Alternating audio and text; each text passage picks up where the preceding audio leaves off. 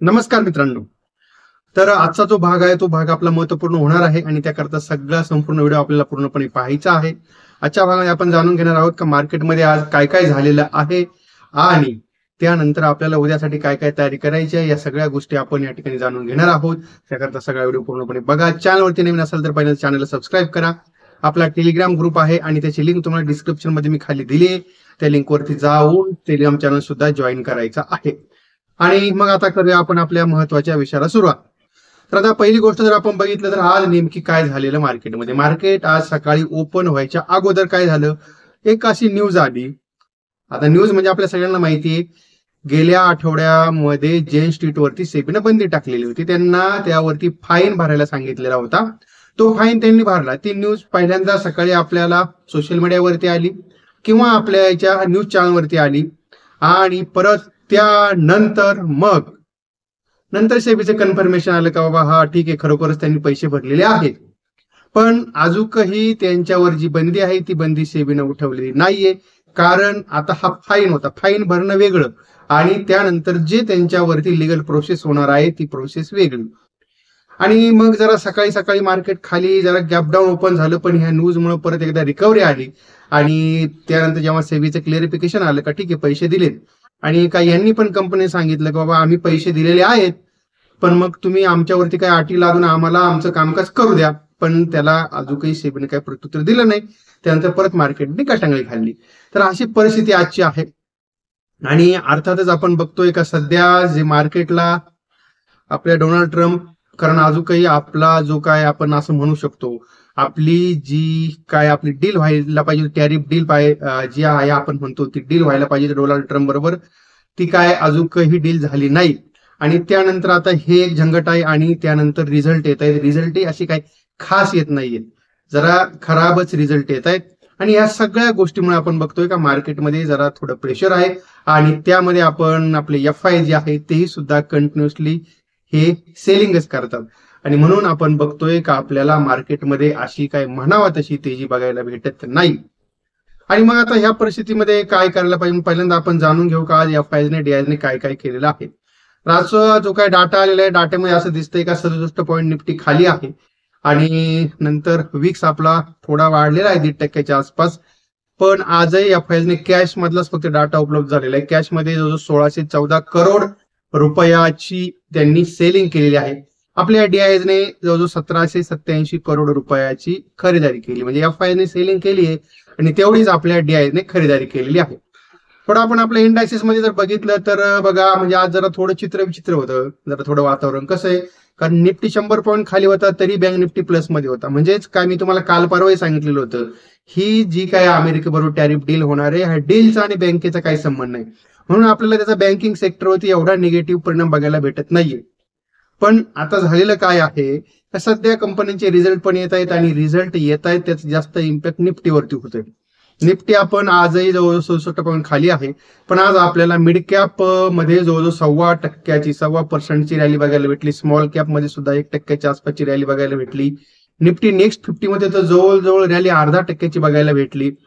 त्यानंतर आपण बघितलं असेल PSU बँकिंग सेक्टरमध्ये आज चांगल्या प्रकारे रॅली होती, 0.5% आसपासची रॅली होती. त्यानंतर रियालिटी सेक्टर, त्याच्यानंतर आपल्या याच्यावर रियालिटी सेक्टर, मीडिया सेक्टरमध्ये सुद्धा चांगल्या प्रकारे रॅली होती. आणि मग जरा थोडस मी आता हा डाटा ओपन केलाय, तर एकदा आपला ऑप्शन चेन डाटा आहे तो एकदा काय सांगतोय तो एकदा जाणून घेऊ, म्हणजे आपल्याला जरा थोडस विश्लेषण करणं सोपं जाईल.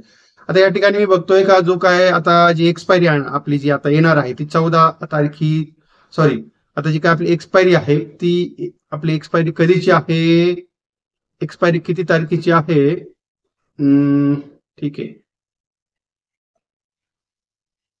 एक्सपायरी जी आहे आता 17 जुलैची आहे.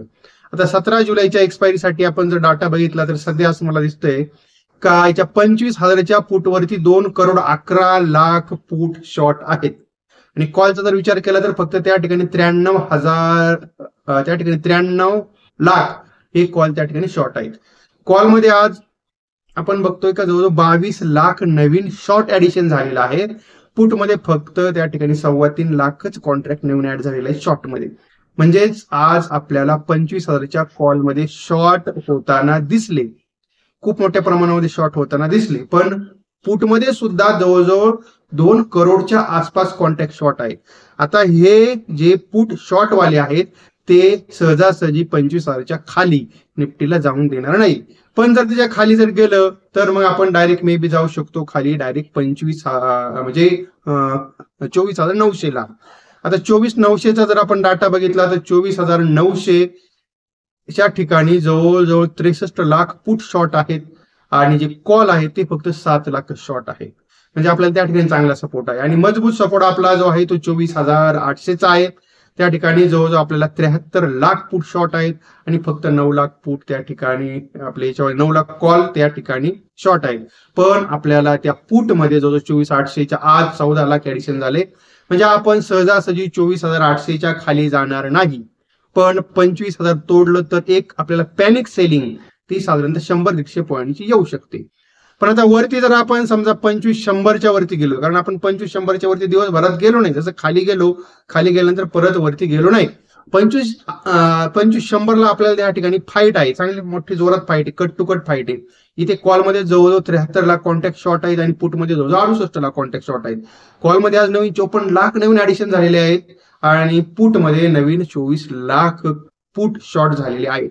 म्हणजे जर समजा 25,100च्या वरती जर आपण गेलो तर मग आपण 25,200 पर्यंत जाऊ. पण 25,200ला 1 करोड कॉल शॉर्ट आहेत आणि पुट फक्त 52 लाख आहेत आणि 25,200च्या पुट मधून आज त्या ठिकाणी 10 लाख कॉन्ट्रॅक्ट बाहेर पडलेले आहेत शॉर्ट मधून आणि कॉल मध्ये आज 35 लाख नवीन कॉल ऍड झालेले आहेत. म्हणजे 25,200 हा खूप मोठा रेजिस्टन्सचा झोन आहे. पण जर 25,200च्या वरती टिकलं मार्केट तर मग आपल्याला 100-150 पॉईंटची अशी रॅली होऊन जाईल. आणि तेव्हा म्हणून आपल्याला जर ह्या सगळ्या गोष्टींचं विश्लेषण जर केलं तर असं दिसतंय का 25,000 महत्वाचा सपोर्ट आहे. तो जर तोडला तर मे बी 24,900 पर्यंत जाऊ शकतो आणि जर 25,100च्या वरती जर टिकलो तर मग 25,200 पर्यंत जाऊ शकतो. 25,200च्या वरती जर गेलो आणि एक्सपायरीच्या दिवशी जर गेलो आणि टिकलो तर 100-150 पॉईंटची रॅली आपल्याला बघायला भेटू शकते. तर हे असं एकंदरीत सगळं विश्लेषण आहे.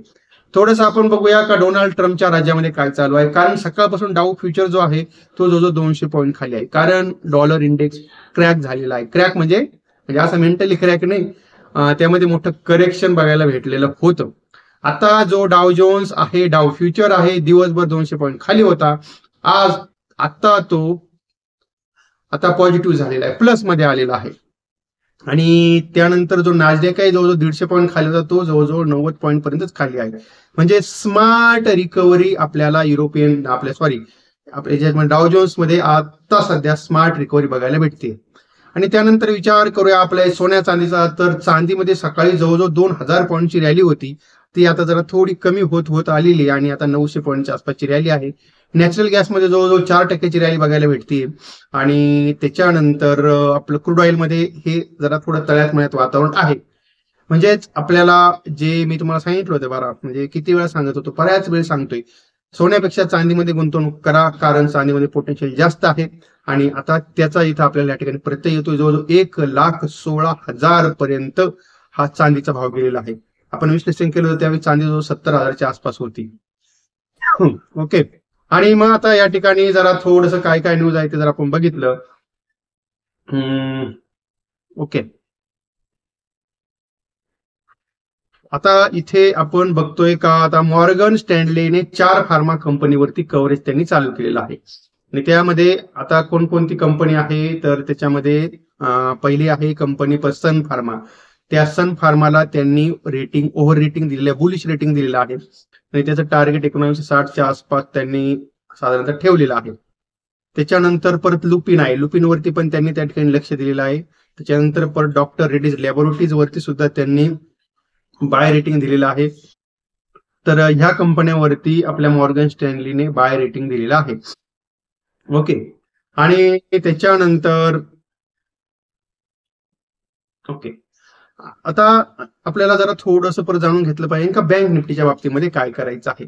तर बघा इथे असं दिसतंय का हा बँक निफ्टीवरती जर थोडं मार्केट पॉझिटिव्ह जर झालं तर बँक निफ्टी आपल्याला परत 57,500 पर्यंत जाऊ शकते. बँक निफ्टीला आपल्याला 56,500चा महत्वाचा सपोर्ट आहे. आपण त्या ठिकाणी तो एसएल मेंटेन करा आणि तो जर आपण एसएल मेंटेन जर केला तर आपल्याला त्या ठिकाणी बँक निफ्टीमध्ये मोठ्या प्रकारची तेजी आपल्याला बघायला भेटू शकते, कारण बँक निफ्टी हा खूप दिवसापासून 57,000च्या आसपास आता दाबून ठेवलेला आहे.